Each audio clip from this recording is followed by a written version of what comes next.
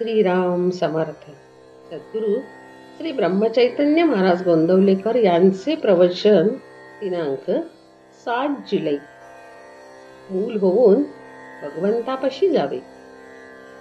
या जगात कर्माशिवाय कोण राहतो? पण कर्म यथासांग होत नाही. याचे कारण आपण कर्म कशा करता करतो याची जाणीवच होत नाही आपल्याला.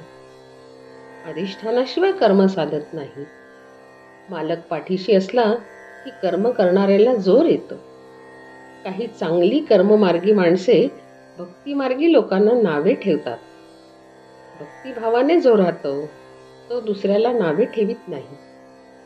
मी कोण हे जाणायला ज्ञान आणि भक्ती लागतेच. तसेच ब्रह्मसत्यम जगन्मिथ्या म्हटले तरी त्याचा अनुभव येण्यासाठी कर्म करावेच लागते. उपासना भगवंताला ओळखून करावी. लहान मूल आईकडे डोळे करून मुकाट्याने दूध पिते. त्याप्रमाणे समर्थांसारख्यांनी जे सांगितले ते आम्ही निमूटपणे करावे.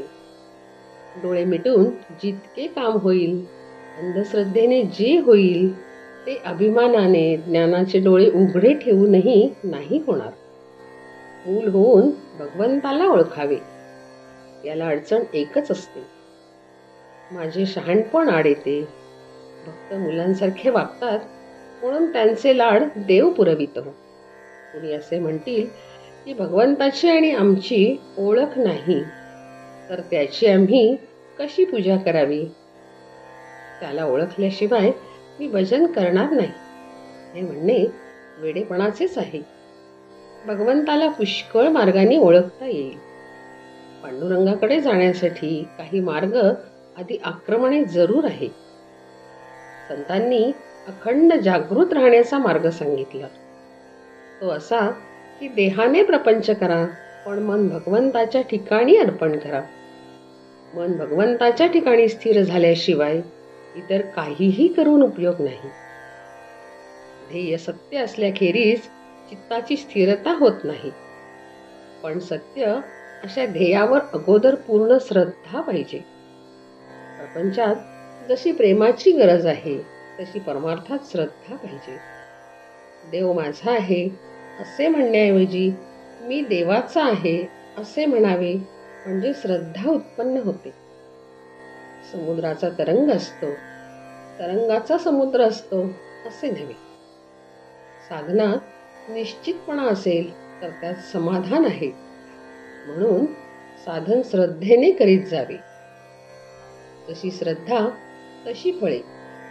आपण भगवंताच्या स्मरणात निर्धास्त असावे. प्रपंचात कधीच धीर सोडू नये.